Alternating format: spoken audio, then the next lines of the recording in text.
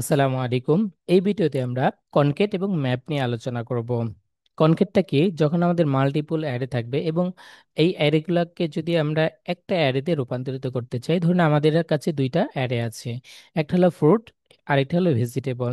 তাহলে এই দুইটা অ্যারেকে যখন আমাদের একটা অ্যারেতে কনভার্ট করতে হবে, একটা অ্যারে হিসেবে মার্জ করতে হবে, তখন আমরা কনকেটটা ইউজ করতে পারি। ঠিক আছে। সো আমি দেখাচ্ছি কিভাবে এটা করা যায়। এই দুইটা অ্যারে আমরা নিচ্ছি। এই ভিডিও আমাদের 17 নম্বর ভিডিও, এবং আজকে আমরা কনকেট এবং ম্যাপ নিয়ে আলোচনা করব। কনকেট কিভাবে লিখতে হয়, কনকেটটা কিভাবে ইউজ করতে হয় সেটা আমরা দেখি। প্রথমে আমরা এই অ্যারেটাকে নিচ্ছি, এই দুইটা অ্যারেটাকে নিচ্ছি।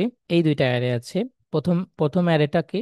যে আমাদের প্রথম অ্যারেটা আমাদের ফ্রুট, এখানে অ্যাপেল আছে, অরেঞ্জ আছে, ব্যানানা আছে, এবং এটাকে আমরা স্প্লিট করেছি কমা দিয়ে, এবং এটা অ্যারে হয়ে গেছে। এরপর আছে ভেজিটেবল। ভেজিটেবলের মধ্যে দুইটা আছে। এখন দুইটাকে যদি আমরা একটা অ্যারেতে কনভার্ট করতে চাই, মানে একটা অ্যারেতে মার্জ করতে চাই, তাহলে আমাদের কি করতে হবে? আমাদের আরেকটা নিব, ভেরিয়েবল নিব, এভরিথিং। এরপরে এখানে আমরা কি দিব? প্রথমটা দিব, ফ্রুট। এরপর এর সাথে আমরা কি করব? কনকেট করব। কোনটা কনকেট করব? ভেজিটেবলটা কনকেট করব। এখন এটাকে যদি আমরা, যেহেতু একটা অ্যারে আছে, সুতরাং এই অ্যারেটাকে যদি আমরা লুপে হিসাবে এখানে শো করাই, তাহলে কেমন দেখা যাবে? ধরুন আমরা ফর লুপ ইউজ করি। ফর ফর লুপটা লেখার নিয়মটা কি? প্রথমে আমাদের পার্সেন্টেজ দিতে হবে, এরপরে ফর দিতে হবে, এরপর ধরুন আইটেম দিব, এরপর আইটেমের মধ্যে কি থাকবে? এভরিথিং থাকবে। এরপরে ফরটাকে শেষ করব, ইন ফর। এরপরে এই আইটেমটাকে আমরা প্রিন্ট করাতে পারি। এই আইটেমের মধ্যে আমাদের সবগুলো ডাটাই এখন আছে। ঠিক আছে। এখানে যদি আমরা একটা হাইপেন দেই, তাহলে এটা বুঝতে সুবিধা হবে। তাহলে আমরা কি করেছি? আমাদের এটা ক্লাস নাম্বার 17 এবং কনকেট করছি অ্যাপেল, অরেঞ্জ, ব্যানানা, ক্যারট এবং পটেটো। এখানে কিন্তু আমাদের 5টা ডাটা চলে আসছে। এটা হলো কনকেটের কাজ। এরপর আসি ম্যাপিং নিয়ে। ম্যাপটার কাজ কি? যখন আমাদের অ্যারে আছে এবং এই অ্যারেটা ধরুন আমাদের স্টোরের মধ্যে অল ক্যাটাগরি সাইটের মধ্যে যতগুলো পেজ আছে, সেই পেজের মধ্যে থেকে যেগুলো ক্যাটাগরি পেজ আছে সেইগুলো আমরা গেট করব। যেহেতু আমরা প্রোডাক্ট পেজের মধ্যে আছি, সেগুলো আমরা কি করতে পারি? ম্যাপিং করতে পারি। ধরুন আমাদের কাছে কি আছে? প্রোডাক্টের অপশন আছে, ঠিক আছে, প্রোডাক্টে ভেরিয়েবল আছে। এই এক্সাম্পলটা আমরা দেখতে পারি। কি কি করা হয়েছে? প্রোডাক্টের ভেরিয়ে ভেরিয়েন্টস, এবং ভেরিয়েন্টের মধ্যে থেকে আমাদের শুধু কি দরকার? প্রাইসটা দরকার। তাহলে শুধুমাত্র আমরা ম্যাপ করে প্রাইসটা গেট করতে পারি। আমরা কি করব? এখানে অ্যাসাইন করব ভেরিয়েন্ট প্রাইস। এরপরে আমরা কিভাবে এটা নিতে পারি? প্রোডাক্ট ভেরিয়েন্টস, এর মধ্যে থেকে আমরা কি নিব? ম্যাপ করব, এর মধ্যে থেকে অনলি প্রাইসটা নিব। তাহলে আমাদের এই প্রাইসের মধ্যে থেকে আমরা কি পাচ্ছি? ভেরিয়েন্টের মধ্যে থেকে শুধুমাত্র প্রাইসটা আমরা নিলাম।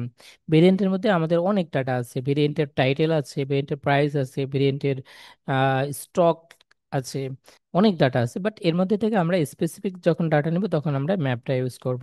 এরপর আমরা যদি একটা ফর লুপ দিয়ে এটা ইউজ করি, ধরুন আমরা ফর প্রাইস থেকে নিব, ইন প্রাইস থেকে নিব।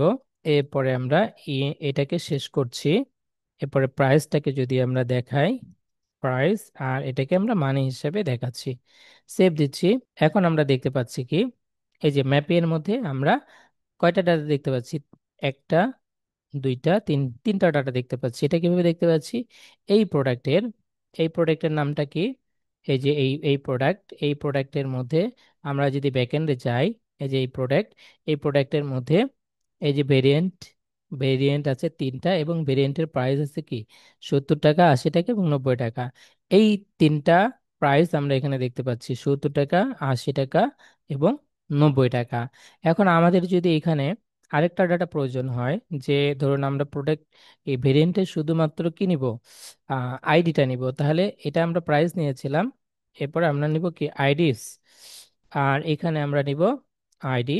এইটাকে যদি আমরা এইখানে দিয়ে দেই এবং এইটা এখানে দিয়ে দেই, আর আইডিটা প্রিন্ট হিসাবে দেখাবো, তাহলে আমরা কি দেখতে পাবো? এখানে একটা হাইফেন দিয়ে দিই বোঝার জন্য, সেভ দিচ্ছি, রিলোড দিচ্ছি। আমরা এখানে কিন্তু তিনটার আইডিটা আলাদা আলাদাভাবে পেয়ে গেছি। তাহলে ম্যাপিংটার কাজটা কি? যখন আমাদের একটা অ্যারের মধ্যে থেকে স্পেসিফিক কোনো ডাটা প্রয়োজন, সেক্ষেত্রে আমরা ম্যাপিংটা ইউজ করতে পারি।